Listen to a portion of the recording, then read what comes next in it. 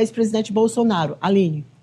Cíntia, eu queria deixar claro assim, também que eu estou impressionada o quanto que ele está... há quantas horas, né? Mais de 9 horas, como você falou. Estilo Fidel Castro. Nossa, como que assim, a pessoa consegue falar durante tanto tempo, argumentando durante tanto tempo, num julgamento televisionado, que o povo brasileiro acompanhando hoje parou, realmente, as pessoas pararam, estão parando para ver esse julgamento. Inclusive, esses termos jurídicos, a gente vai criando vai pesquisando, vai criando uma intimidade maior com eles, eu estava lendo alguns aqui, e é muito incoerente em vários aspectos, tanto nesse aspecto desse julgamento anterior, como em vários outros. Como é que o Fux diz agora que eles o Supremo ele não tem competência para julgar, mas no momento do recebimento da denúncia da PGR, ele não fez essa contestação? Por que ele deixou só para agora, para jogar essa bomba, digamos assim, né? Então, ele faz algumas coisas e depois ele desfaz. Ele tá muito estranho mesmo essa posição do Fux nesse momento. Parece algo para agradar alguém, parece algo, talvez fosse um fator surpresa também.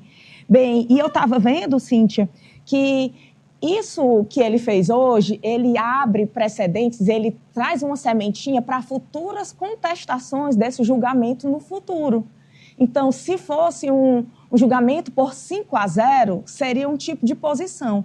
Mas já que ele contestou, pode entrar, eu estava ali falando dos termos jurídicos, pode entrar um recurso chamado de embargos infringentes, aplicáveis apenas a decisões não unânimes, que podem reexaminar o mérito. Então, o que ele está fazendo, ele não vai mudar o resultado do julgamento, certamente, porque a gente tem essa previsão, né, dos votos dos outros ministros. De repente, não, mas a gente tem essa previsibilidade, hoje, né, de que os outros ministros tenham uma posição um pouco divergente da dele, diferente da dele. Talvez ele não vá mudar o resultado, mas ele vai mudar o futuro, porque aí vai entrar muito recurso judicialmente no futuro. Enfim, ele mexeu muito agora com as cartas na mesa. Lembrando que o Supremo já tem uma decisão sobre embargos infringentes, seriam necessários 2 votos. Só que essa decisão ela foi tomada e não houve uma mudança no regimento. Então, aí já tem um vácuo jurídico que vai ser necessário, se porventura houver um segundo voto ou não, vai depender muito da posição da defesa de todos que estão aí sendo julgados no dia de hoje. Lembrando, né, Kátia, que ele absorveu o Garnier, ele condenou o Mauro Cid, mas por alguns tipos de crime e outros não. E no início, ele já, como uma expressão que foi muito utilizada no Twitter hoje, ele matou no peito. Aliás, por falar nisso, o ministro Fux está entre os assuntos mais comentados da rede social mais politizada do Brasil e de todas as plataformas. Fux honra a toga. Desde muito cedo, o bolsonarismo está colocando o Luiz Fux como uma espécie de salvador da pátria. E isso animou muito mais do que apenas aqueles usuários que ficam navegando nas redes sociais.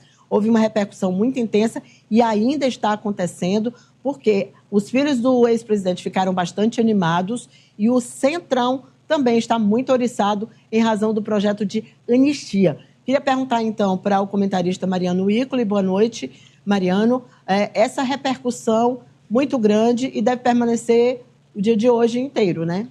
Boa noite, Cíntia. Boa noite, Kátia, Aline, o seu Zé e o pessoal de casa. É isso, Cíntia.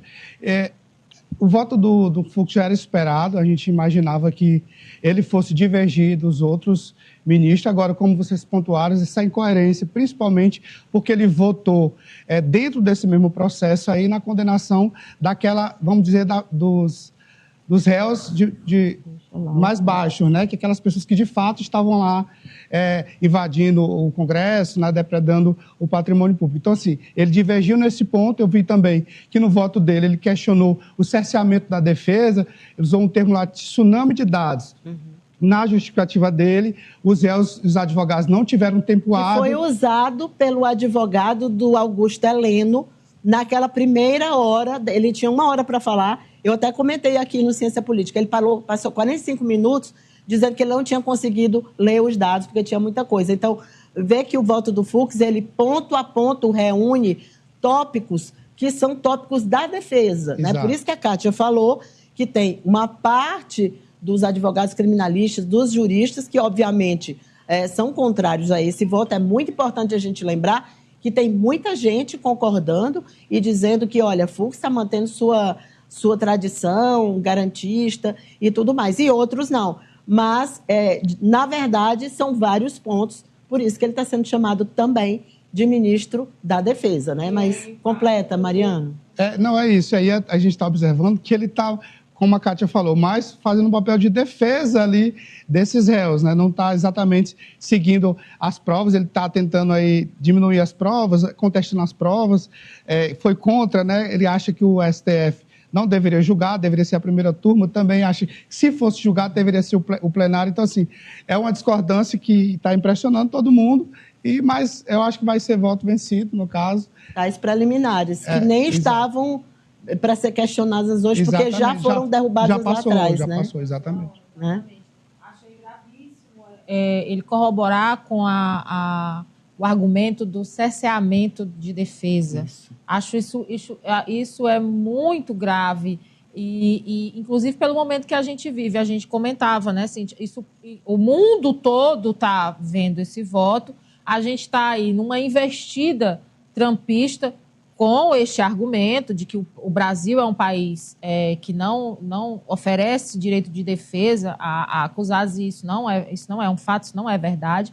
Mas aí, quando um ministro do STF está num julgamento e ele leva esse ponto e ele corrobora com essa narrativa, e é o ministro que não sofreu sanção, né? Norte-americano. Não sofreu sanção, exatamente. E nem vai sofrer, e nem vai sofrer. Isso é grave. Falou, Isso é muito grave. Bom, a gente já aqui a postos. Kátia, você que é nossa responsável, junto com a Lígia, por avisar a gente quando tiver